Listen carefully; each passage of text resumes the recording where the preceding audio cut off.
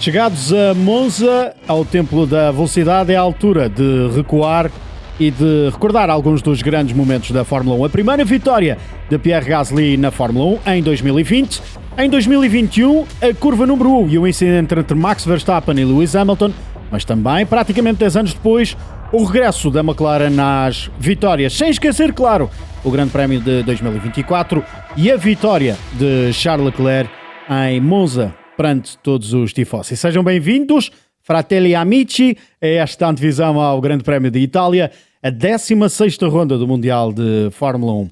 Ora, todos nós conhecemos e muito bem este Templo da Velocidade. Para me ajudar a fazer uma antevisão a este Grande Prémio, Lourenço Barão da Veiga, o Henrique Chaves e também o João Carlos Costa. Meus amigos, já vos vou dar palavra a todos, até porque agora é a altura de apanharmos boleia do Henrique e percebermos como pode ser a volta perfeita de qualificação. E a qualificação, e sobre a qualificação, vai-se falar, e sobretudo sobre uma volta perfeita, vai-se falar neste episódio do DAZN F1, neste traçado de Monza. Vamos dar início a uma volta de qualificação no circuito icónico de Monza. Esta é a longa reta da meta, a primeira zona de DRS do circuito, tem uma travagem muito forte para a primeira variante, travagem pouco depois dos 150, travagem forte. Usar os corretores para ajudar um pouco na rotação, preparar bem a saída, que é muito importante aqui em Monza pelas longas retas. Aqui o Curvone, curva número 3, também vai abordar outra variante, uma travagem ali perto dos 100 metros. Entrar rápido, mas também tentar sair rápido é importante nesta curva. E vêm as duas curvas de lesmo. Ir até ao limite dos track limits, e a segunda lesmo sim é importante ter uma boa saída porque vem mais uma longa zona de DRS e uma boa zona de ultrapassagem até à variante Ascari, que é esta travagem agora perto dos 100 metros. Entrar rápido, mas também tentar ir ao acelerador o mais rápido possível, cuidar também ali na saída para não exceder os limites de pista, e abordamos aqui a reta oposta que dá a travagem para a parabólica. Travar perto dos 75 metros, linha interior, ir ao acelerador o mais cedo possível, tentar cortar nos metros numa volta de qualificação, cruzar a linha de meta, e é uma volta ao circuito de Monza. Fazia referência à qualificação e esta pode bem ser, Lourenço, uma volta perfeita de qualificação, ainda que não sei se o Colégio de Comissários e a direção de corrida não iria ali apagar, sobretudo na chegada ao lesmo, a volta do nosso piloto. Não, ainda dava. haters. Foi pouco, mas teve margem ainda. Foi pouquinho. Agora um bocadinho mais a sério. Chegamos ao circuito mais rápido deste Mundial de Fórmula 1. Estamos todos expectantes e cheios de ansiedade para que chegue o Grande Prémio. Sem dúvida, é um circuito que dá sempre grandes corridas. É importante a qualificação sempre para mostrar o ritmo que tem, mas não é fundamental. É um circuito que eu, pelo facto de eu também adorar andar lá ou ter, dá sempre grandes corridas e por isso vai trazer essa emoção extra. É um circuito que é bastante rápido, a pista também, a corrida também fica mais rápida por isso, menos tempo, mas dá sempre... Há várias estratégias que podem-se usar e vimos isso o ano passado. Portanto, há aqui uma mistura de opções que vai trazer e que faz difícil de ver o fim de semana que aí vem, mas vamos tentar. E tu, Henrique, já tiveste a felicidade de correr neste traçado de Monza. Como é que é quando se mete o capacete e se vai para este icónico circuito? É espetacular, é um circuito que, e admito, inicialmente, e como fui para lá se calhar na Fórmula Renault, em que dava para levar um jornal e quase ler durante as retas, demorávamos uma eternidade até às travagens, agora que se calhar anda-se um bocadinho mais em velocidade de ponta, pelo menos nas categorias que estou, é um circuito que comecei a adorar cada vez mais, pelo facto de não ter aquelas grandes escapatórias que têm muitos dos circuitos agora na Fórmula 1. É um circuito parte dele ainda tem aquela parte antiga que não tem as escapatórias, como referi, e é um circuito que, apesar das grandes velocidades, tem curvas muito técnicas, especialmente as duas variantes iniciais da volta, mas obviamente também as curvas de lesmo é preciso, apesar de serem muito rápidas, é preciso ser muito preciso com o volante. Portanto, é um circuito que tem um bocadinho de tudo, apesar de ser um circuito muito, muito, muito veloz. eu não preciso dizer, toda a gente sabe. Eu gosto de Monza. É Monza. É velocidade, não é? É velocidade, anda-se depressa, faz-se 360 pelo menos, até se diz que com as asas que estão montadas em alguns carros a coisa pode ser muito interessante. Podemos ter o grande prémio mais rápido da história, podemos ter a volta de qualificação mais rápida da história da Fórmula 1, sobretudo se repetir... A bater aquela de Sakir. Sim, o recorde é a volta do Hamilton aqui, que tem uma média de 264. Ano passado fez 262, os carros estão mais evoluídos este ano, o asfalto já está curado, o asfalto do ano passado era totalmente novo, este ano o asfalto é o mesmo, apesar de ter ali uns detalhes também de novidade em algumas curvas, 2 curvas mas mais já mais baixa, está curado, o asfalto está curado, já não tem aquilo óleo. A senta tem também as próprias borrachas Exatamente. E das os corridas são anteriores. ligeiramente mais macios, na verdade. Os compostos. Apesar de ser O mesmo composto, mas a mistura, Sim. sobretudo no C5, é ligeiramente diferente, porque há o C6 agora. Portanto, Monza tem tudo para nos oferecer um grande espetáculo. Há pouco falavas nas vitórias de 2020, 2021 e nas outras. Monza tem uma particularidade, é um circuito onde a disciplina tática pode ser o maior garante do triunfo. E essas vitórias que tu falaste, muitas delas tiveram outros fatores associados, o caso de 2021 do Daniel Ricciardo por causa do incidente entre o Hamilton e o Verstappen, mas todas as últimas vitórias foram disciplina tática, inclusive a última. A do Gasly, a do Gasly também. É disciplina tática. O ano passado a McLaren achava que não conseguia fazer a corrida estratégia, uma paragem só. Faz 2 paragens e a Ferrari faz uma paragem e executa. São vários os fatores que tornam esta pista muito engraçada, não só a velocidade, como ao contrário do que acontece na grande maioria das pistas, o overcut aqui é superior ao undercut, a velocidade é determinante, as boxes, a paragem nas boxes faz uma grande diferença, porque se anda a 80 por hora nas boxes e na reta anda-se a 350, portanto acreditem que a diferença é grande, uma paragem de 24 segundos. Há muitos fatores que tornam esta pista muito especial e raramente há uma má corrida, seja do que for, em Monza. Normalmente as corridas em Monza são boas de se ver. Mas a média realmente é impressionante, estavas a falar, porque as primeiras 2 curvas, principalmente a primeira chicane, é muito lenta, trava-se muito forte, vem-se muito rápido, trava-se muito forte. A curva há de ser feita ali a 80 km/h, mais ou menos. Agora com este asfalto tem muito gripe mesmo e não sei como é que estes novos Fórmula 1 atacam aqueles corretores. Nos GTs é atacar tudo e comer tudo e faz quase a direito. Mas... Estes que nós estamos faz a ver 80, ainda são... A primeira chegante faz 80 no Fórmula 1. Não é? Estes que nós estamos a ver ainda são os Fórmula 1 de geração antiga, porque é o recordar do Grande Prémio de 2020 e da forma como o Pierre Gasly conseguiu chegar a essa vitória. Uma coisa é certa, Lourenço, e já concluís.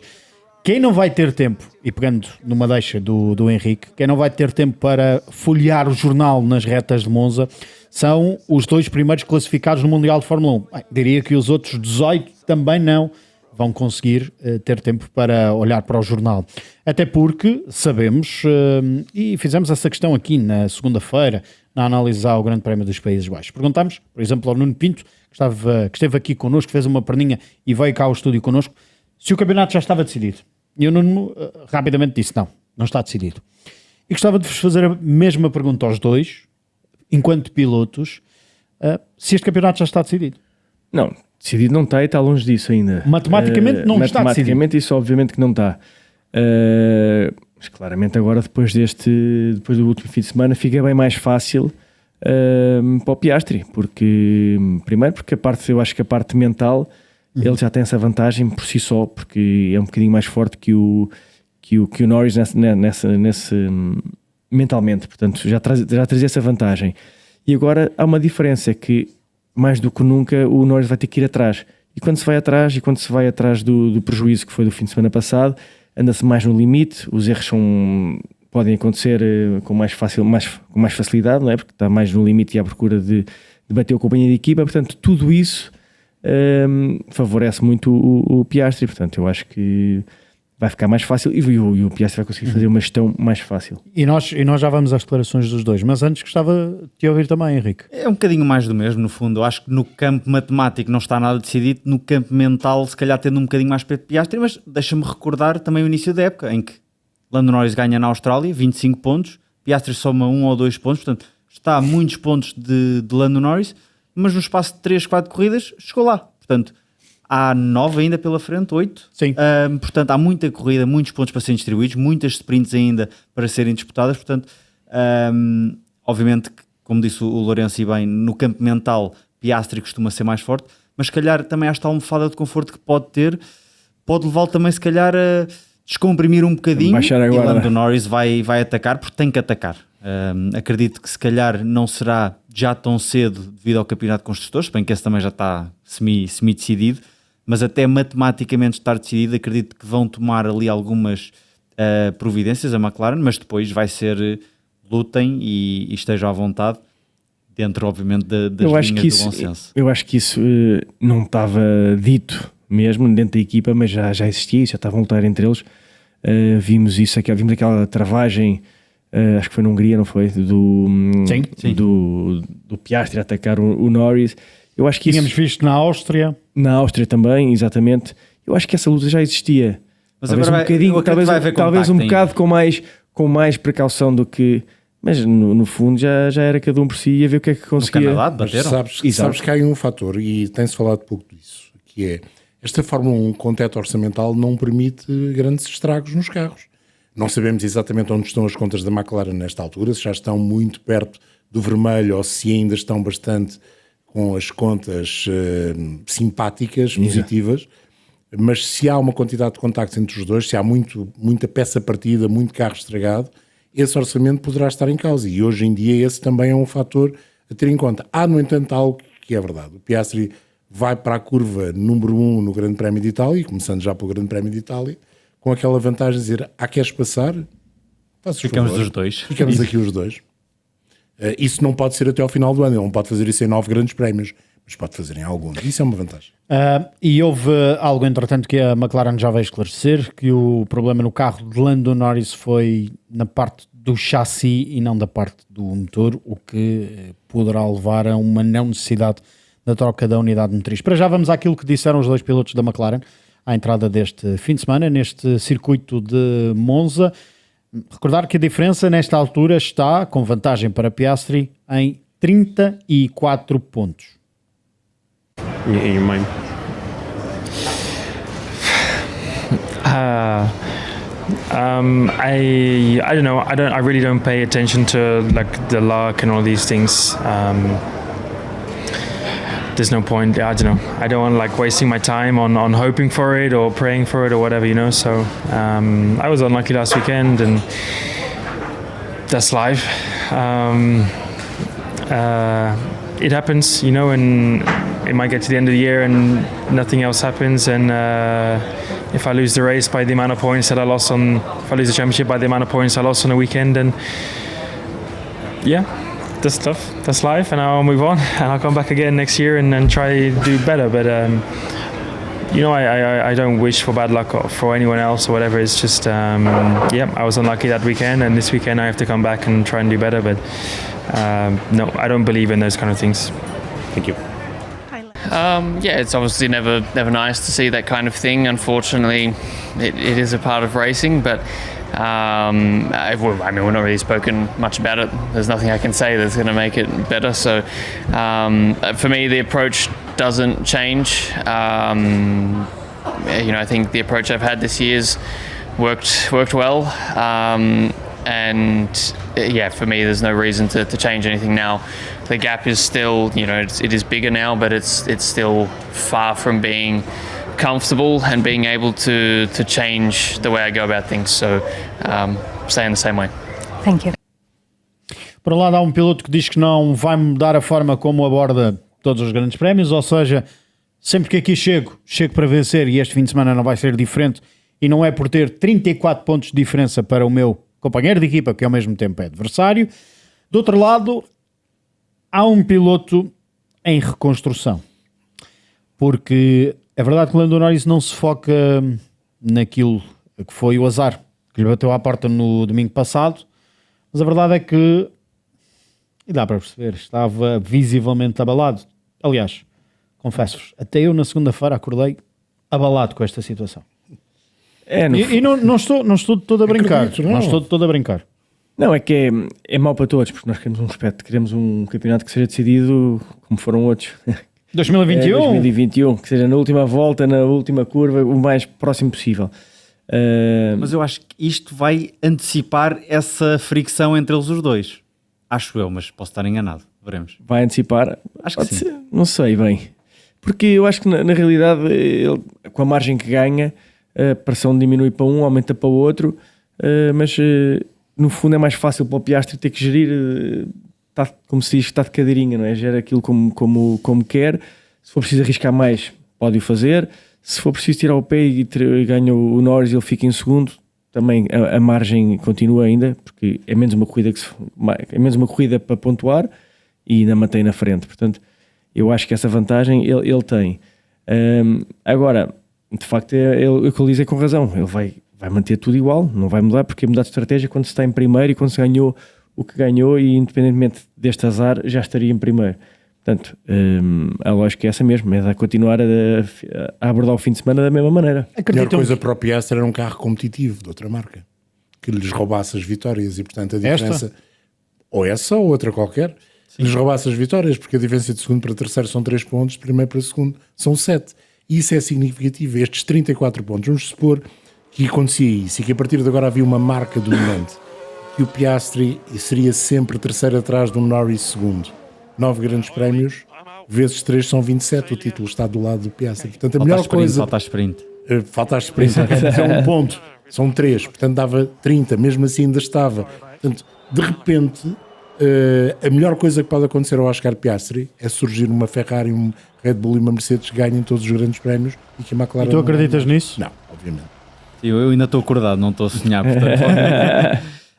não, mas 100% de acordo, mas obviamente que a McLaren tem aqui a faca e o queijo na mão, e em teoria será sempre 1-2 para a McLaren, se não acontecer o que aconteceu, por exemplo, a Lando Norris. Obviamente, uma corrida que tenha chuva, se calhar parar no momento em que depois entra um safety car ou vice-versa, que não calhe tão bem para a McLaren, pode surgir alguém ali no meio, mas obviamente que seria sempre 1-2 para a McLaren, porque o carro é tão superior aos outros, que seria muito difícil para Ferrari, Red Bull, Mercedes, qualquer outra equipa lá chegar. Agora, voltando ao assunto Norris-Piastri, eu acho que chega mais depressa àquele ponto de fricção, porque Norris vai ter que arriscar, e mais cedo ou mais tarde ele vai sentir, e se calhar já pensou como é que vou abordar o resto da época, certo, tenho que ganhar, mas também tenho um colega que vai se calhar também arriscar mais, porque para dizer, ele tem mais a perder, se perder a posição para mim, portanto vai-se defender, e as corridas podem ficar um bocadinho mais acesas por isso. Mas lá está, é a minha opinião, pode não ser já em Monza, pode ser um bocadinho mais para a frente, como disse há pouco, depois de confirmarem que o Campeonato de Construtores está mesmo no bolso matematicamente, e já fizeram as celebrações todas e tudo mais alguma coisa, mas é esperar para ver o que é que os grandes prémios têm para... E recordar que em 2024 o próprio Lando Norris não partiu bem para este grande prémio, estávamos numa fase diferente, o Lando tinha... Era uma das lacunas que ele tinha que limar, era o arranque, não arrancou bem, era mais um grande prémio onde o Lando Norris não partia bem, este ano isso está limado. Mas agora é uma espécie de tudo ou nada. Não é só isso. Há aqui uma diferença substancial. Estes 12 meses trazem uma diferença para este grande prémio. O ano passado a McLaren perde o grande prémio porque não acreditou que podia fazer o grande prémio apenas com uma paragem. E a Ferrari acreditou e fez e ganhou. Esta McLaren, passado 12 meses, está diferente. Se calhar esta McLaren... É a única que acredita que faz com uma paragem. Exatamente. Se calhar é a única que... Acredito que vão ser... Para todas as equipas a opção uma paragem será a principal, mas essa McLaren de 2025 estaria diferente e teria ganho o grande prémio do ano passado em condições normais.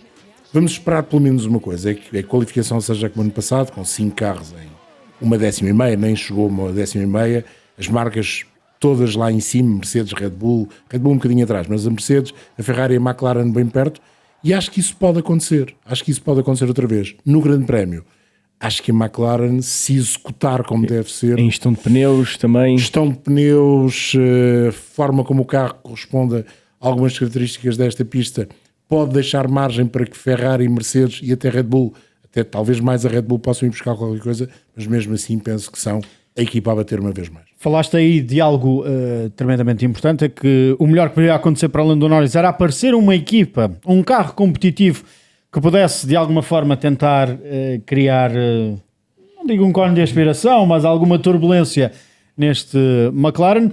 Ora, sobre cones de aspiração, falou-se esta quinta-feira na conferência de imprensa da FIA de pilotos, onde esteve Lewis Hamilton, e onde esteve também o correspondente da DAZN, o Rui Chagas, que questionou o 7 vezes campeão do mundo. Já sabemos, Lewis Hamilton chega com 5 lugares de penalização na grelha de partida deste grande prémio em Monza, e questionou por isso o Rui Chagas, também ele um ex-piloto, piloto uma vez, piloto toda a vida, não é? Exato, Pronto. ainda acelera. Também ele piloto, ainda acelera.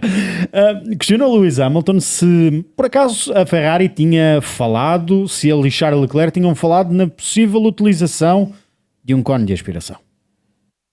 Hi Luis, Rui Chagas from DAZN Portugal.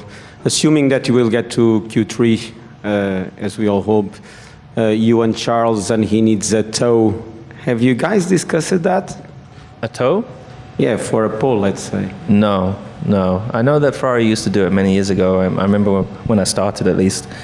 I noticed they, I think Kimi and Felipe used to do that often, and I've never really.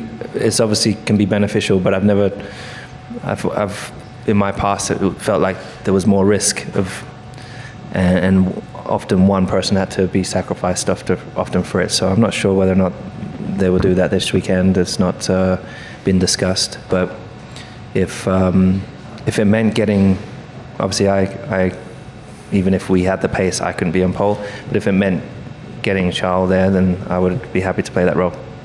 Carlos, has Ferrari done that in the recent past? Not recently, no. No, we were just going for normal train tows, no specific teammate tow.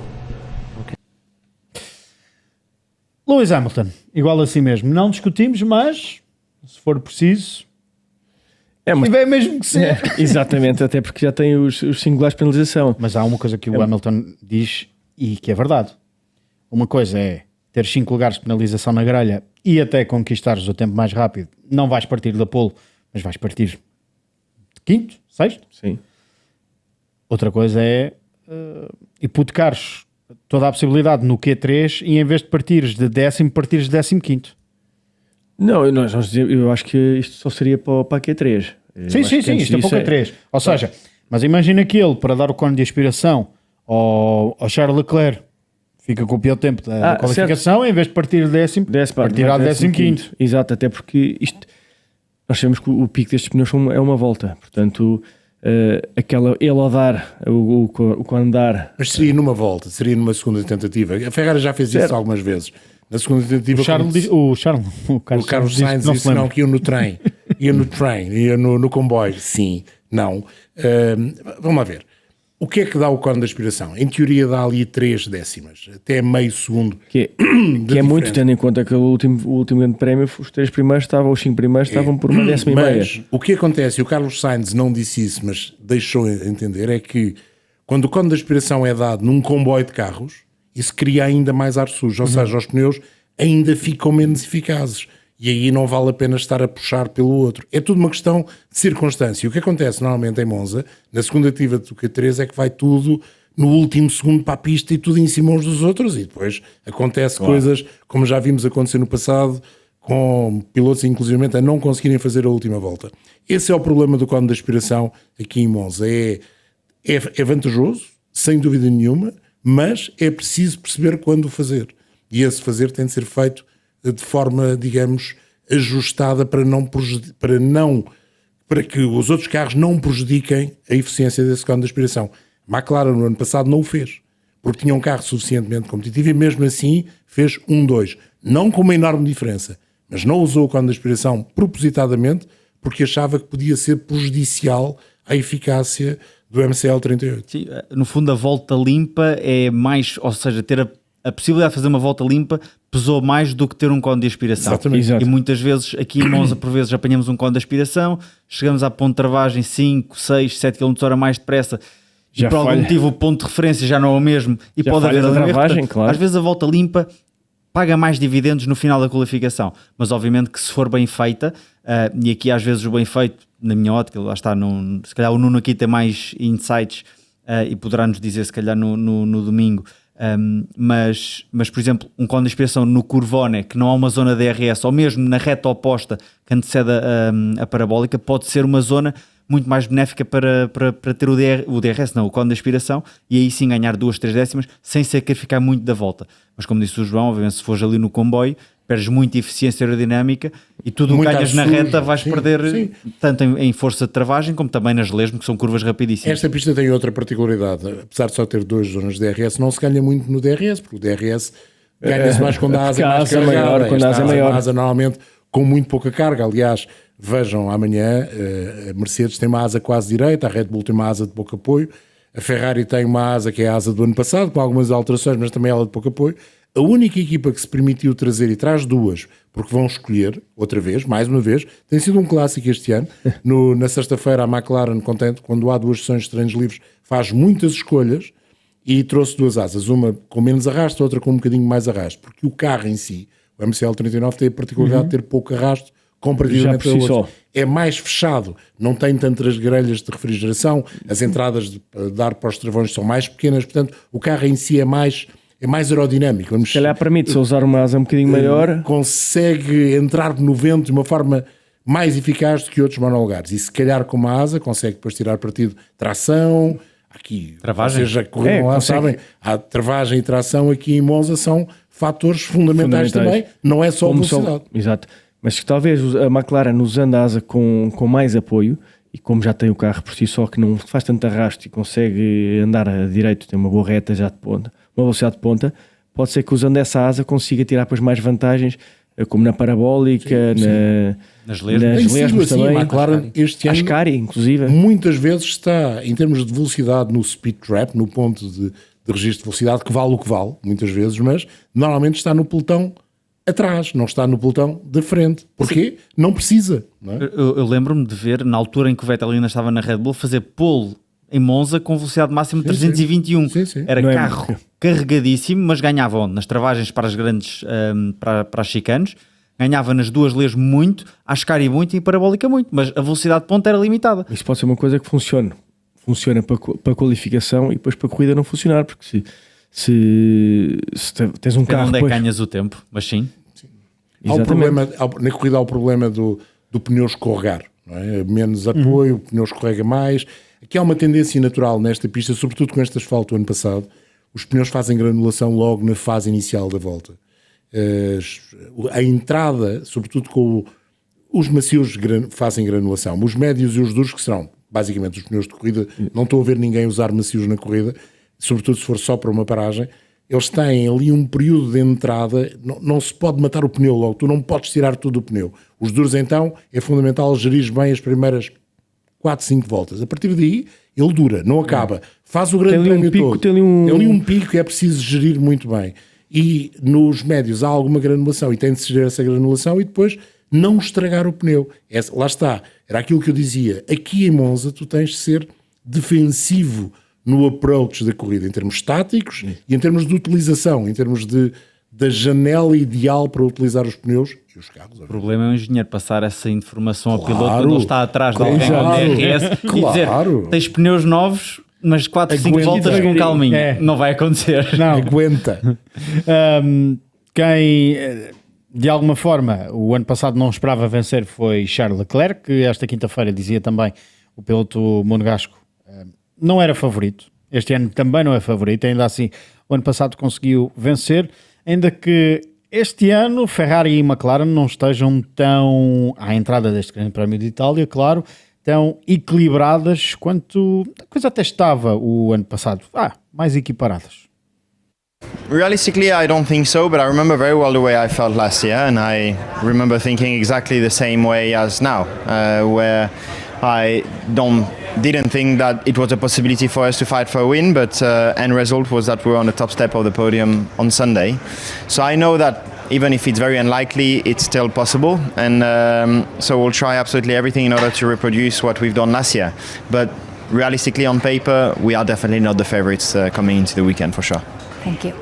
Mas claro, sabemos que uma coisa é o papel, outra coisa é aquilo que se passa em pista. Recordar também que na primeira sessão de treinos livres, Paul Aron vai estar no carro de Franco Colapinto, Franco Colapinto, que o ano passado foi neste circuito que se estreou ao volante de um Fórmula 1 na Williams, e também o Alex Uno vai estar ao volante do carro do Oscar Piastri na primeira sessão de treinos livres. O Palarone, que já tinha feito sessões de treinos livres na Sauber e agora regressou à casa de partida, à Alpine, para fazer também as suas sessões de treino livre número 1.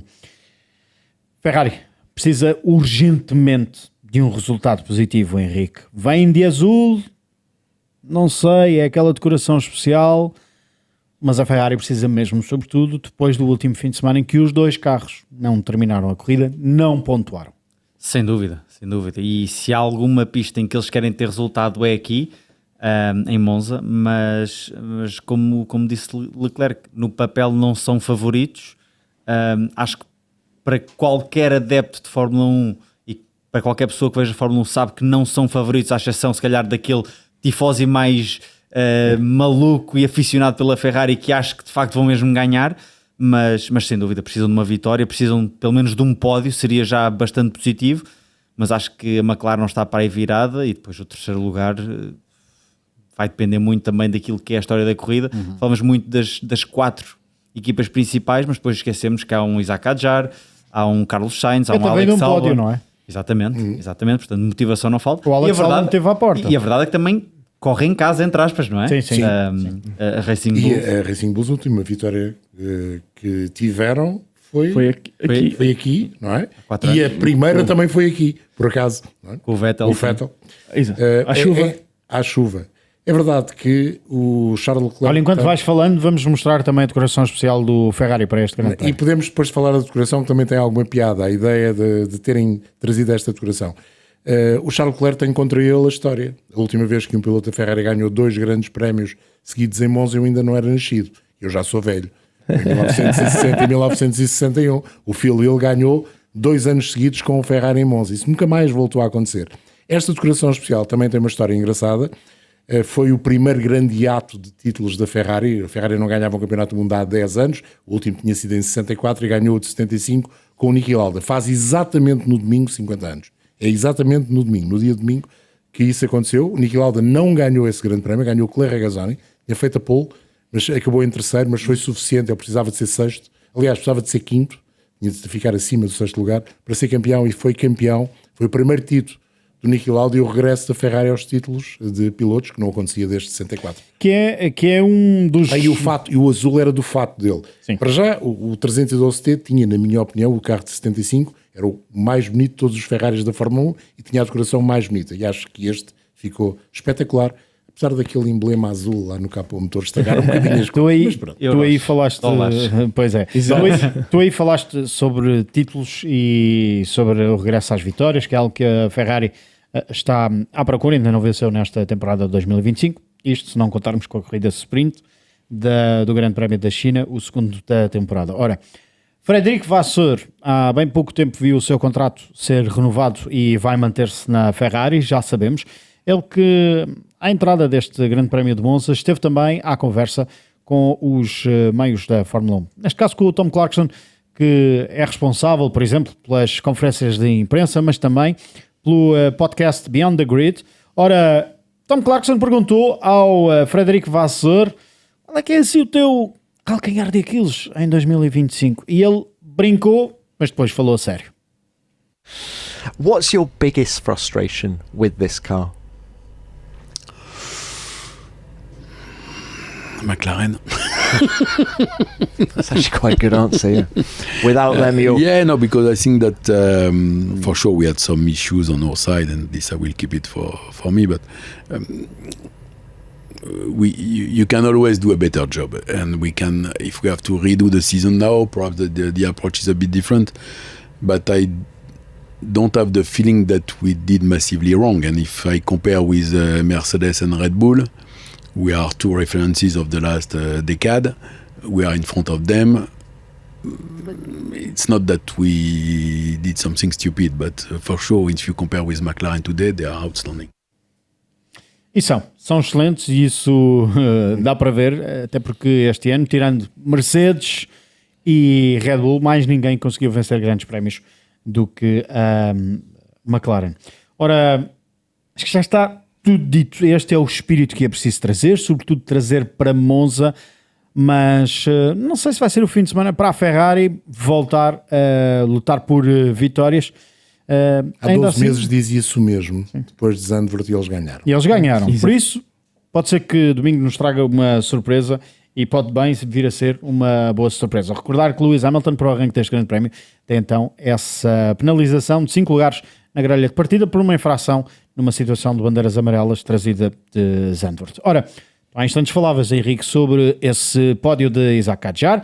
Max Verstappen já avisou a Red Bull: não podemos estar a lutar com a nossa equipa satélite, com a Racing Bulls.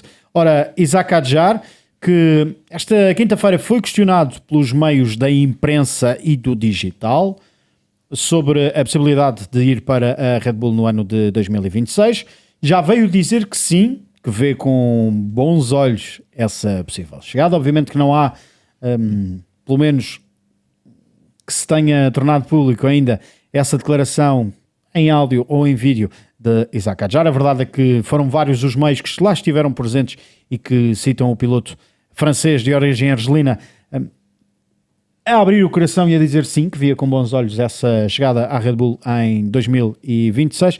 Ora, ele que vem desse pódio no Grande Prémio de Zandvoort e, claro, chega aqui este fim de semana cheio de convicção de que Monza pode trazer uma vez mais um bom Grande Prémio para a Racing Bulls. And you've always been very consistent, saying you'd have no worries if Helmut Marko was keen to swap you into Red Bull Racing, maybe for at the end of the season or even for last year. You've had no worries going up against Max Verstappen. Would it be an impact on Racing Bulls, though, to lose you when you're delivering the points like this?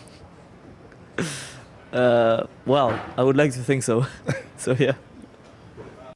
Às vezes, um sorriso, uma não resposta é mais do que uma resposta. Sim, ele deixou entender que, pelo menos, ele diz mais concretamente: quando me falaram nisso no início da temporada, eu tinha acabado de chegar à Fórmula 1, não gostei da ideia de ir para a Red Bull. Agora já me agrada a ideia de 2026, até porque é um carro novo, um regulamento novo, um motor novo, é tudo novo. Portanto, se calhar posso fazer jogo mais igual com o Max Verstappen. Racing Bull é um caso, pode ser um caso sério neste grande prémio, e o Max Verstappen também, por duas razões. O Max vai quase certeza estrear uma unidade de motorias novas. É um dos poucos pilotos que tem ainda borlas em termos de troca de componentes e, no caso do Max Verstappen, tem o motor a combustão, o turbocompressor e os 2 MGUs. Portanto, um motor novo em Monza faz muita diferença. Para além disso, todos nós lembramos que o Red Bull, ano passado, não teve propriamente o melhor grande prémio em Monza. Porquê? Porque não tinha uma asa de baixo apoio. Este ano tem, já o usaram. É de Silverstone. É de Silverstone, basicamente, é a asa de Silverstone com umas ligeiras modificações, e isso pode ser um fator que permita ao Red Bull do Max Verstappen, na qualificação e também na corrida, estar na batalha, pelo menos pelo pódio, se quem sabe até pela vitória. Há uma nuance no meio de tudo isto. Como é que o carro, em termos de passar por cima dos corretores, que continua a não ser muito eficaz, poderá estar afinado? Toda a gente sabe que este Red Bull tem uma janela de afinação muito estreita. É muito ténue, não é?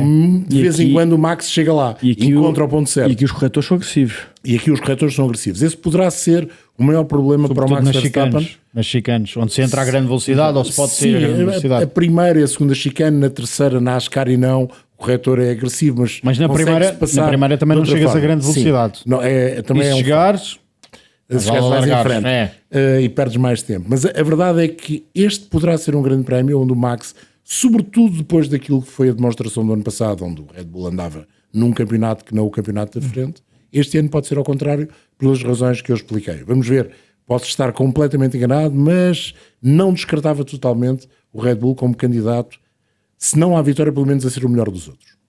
Interessante. Na altura, na pausa de verão, perguntaste-me o que é que eu esperava da segunda metade. Eu tinha dito uma vitória de Max em Baku. Por este motivo, não Monza, mas Baku, porque também é uma pista entre muros. Acho que é preciso aquele... Não tem corretores. E não tem corretores, sim. Mas é preciso aquele quê de fechar os olhos, maluquice e vou. E eu acho que Max Verstappen tem isso, se calhar que outros também não podem ter, mas se calhar não estão muito para usar naquele momento. Mas concordo 100% com o que o João diz. A Red Bull já mostrou ser muitas vezes um monolugar que consegue atingir grandes velocidades, que aqui é importante. A questão dos corretores, se bem que estes corretores agora, mais os de saída, são bastante planos, é preciso obviamente um setup de suspensões para alta frequência melhor. Por exemplo, a zona de Ascari faz toda ela quase em cima de corretores sobre muita frequência, é preciso ter o carro ali muito bem afinado. Os outros corretores, lá está, não tenho ideia se estes Fórmula 1 atuais atacam muito os corretores, as tais bananas que usam por dentro, mas se assim for, obviamente que um carro que não é muito famoso sobre corretores vai sempre perder um pouco, mas é uma forma de cortar um bocadinho mais de metros durante a volta. E um carro importante para a mudança de direção também, tem que ser rápido nisso. Sim, na mudança de direção, sobretudo nas duas primeiras variantes. Mas é interessante que o Red Bull é fraco a atacar os corretores, mas na fase inicial, ou seja, o problema é o desequilíbrio do carro quando passa em cima do corretor. A partir do momento em que os corretores são mais planos, por exemplo, a passar tração, e vimos, por exemplo, em Zandvoort que os motores Honda tinham um deployment bastante bom, e isso ajudou não só o Max, como também o Isaac Hadjar a conter os que vinham atrás. Não deu para os McLaren, verdade. Os McLaren teriam ganho aquele grande prémio com 30 ou 40 segundos. Mas deu para suster os Ferrari, os Mercedes, do Charles Leclerc. Sobretudo do Charles Leclerc, do George Russell, que andou ali... Eu não sei se não teremos aqui a hipótese de ver o Red Bull do Max Verstappen, porque não também o do Tsunoda, ainda que o Tsunoda não tenha essa borla. Red Bull do Tsunoda? Não tem essa borla. Não, eu gostava que ele tivesse mais competitivo. Claro, mas os dois Racing Bulls podem ser uma boa surpresa aqui nesta pista, fruto daquilo que o motor Honda, a unidade motriz da Honda, possa entregar. Até porque não nos podemos esquecer que Liam Lawson também estava a fazer um bom grande prémio em Zandvoort, até aquele incidente com o Carlos Sainz na curva número 1. E a propósito desse incidente, a Williams apelou e já entregou essa apelação para ver se a penalização a Carlos Sainz é retirada. Vamos ver o que é que isso está. Mas estava a ser também um bom grande prémio por parte do Liam Lawson, que aqui e ali agora tem afinado. Eu acho que o Liam Lawson no início, quando saiu da Red Bull e foi para outra equipa, de facto não estava bem, ele não estava bem de cabeça, não estava confiante, não podia estar. Eu tinha acabado de ser despromovido, portanto, corridas. Duas corridas. Sentiu mais corridas. Mais corridas, é verdade. Muito atrás. Duas corridas, aquela corrida caótica na Austrália, aquele... Sim, ainda por cima essa, exatamente. Foi a primeira que foi chovia, parava, depois meio úmido. Claro. Portanto, difícil. Ele sentiu-se que foi injustiçado e não lhe deram o tempo devido para provar o que valia. E depois, quando é despromovido a Racing Point, também, com isso, obviamente, também se desmoraliza um pouco. Mas ele tem vindo aos poucos agora a equilibrar o jogo com o Hadjar. Mesmo em qualificação já fez uma vez ou outra à frente dele. 3 vezes? 3 vezes já, portanto... Eu acho que a partir ali dá, não sei, 6, 7 grandes prémios, a coisa tem vindo a ser mais equilibrada e corridas à frente também.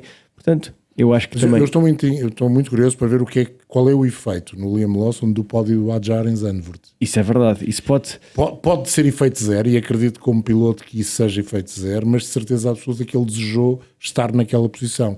E não esteve, porque não conseguiu na qualificação fazer aquilo que o Hadjar fez. Mas não deixa de ser... Mas também não tinha um motor novo. Mas não deixa de ser também... Foi o outro, não é? Foi o outro. Porquê é que não fui eu? Foi o outro. E isso no fundo começa ali a entrar na cabeça, e a frustração também a vir ao de cima. Eu acho que a única diferença que poderá fazer é, naquela situação em que se encontrou com Carlos Sainz, dizer: deixa-me manter o carro em pista porque nunca sei o que é que vai acontecer à frente.